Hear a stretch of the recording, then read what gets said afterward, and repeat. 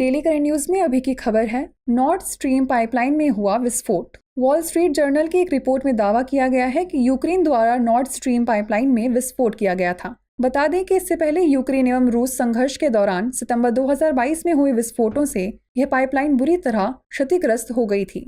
चलिए जान लेते हैं नॉर्थ स्ट्रीम पाइपलाइन के बारे में। यह पाइपलाइन एक प्राकृतिक गैस पाइपलाइन है जो बाल्टिक सागर के नीचे से होकर गुजरती है। इस पाइपलाइन का निर्माण रूस से यूरोप के अन्य देशों में प्राकृतिक गैस पहुंचाने के उद्देश्य से किया गया था। इसकी पहली लाइन 2011 में तथा दूसरी 2012 में पूरी हुई थी। नॉर्थ स्ट्रीम 1 लगभग 1224 किलोमीटर लंबी गैस पाइपलाइन है। यह रूस के वेबोर्ग से शुरू होकर बाल्टिक सागर से गुजरती हुई जर्मनी के लुब्बिन तक जाती है। नॉर्थ स्ट्रीम 2 यह लेनिनग्राद में उस्तलुगा से लुब्मिन तक है।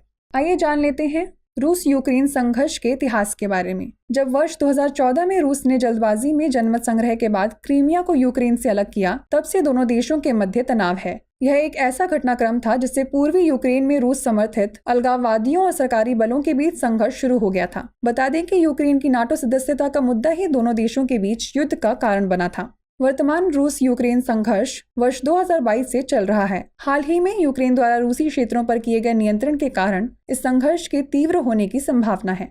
आइए अब नोट कर लेते हैं अभ्यास प्रश्न। नॉर्थ स्ट्रीम पाइपलाइन के संदर्भ में निम्नलिखित कथनों पर विचार कीजिए। पहला, यह पाइपलाइन बाल्टिक सागर के नीचे से होकर गुजरती है। दूसरा, नॉर्थ स्ट्रीम 1 पाइपलाइन यह लेनिनग्राद से उस्तलुगा से लुब्मिन तक है। उपयुक्त में से कौन सा या से कथन सही है या हैं? केवल 1, केवल 2, 1 और 2 दोनों, या ना तो 1 और ना ही 2? इसका उत्तर हमें कमेंट सेक्शन में जरूर भेजिएगा। अभी के लिए बस इतना ही। धन्यवाद। डियर व्यूअर्स, अपने एग्जाम की तैयारी को और बेहतर करने के लिए हमारे चैनल को लाइक, शेयर और सब्सक्राइब करना न भूलें।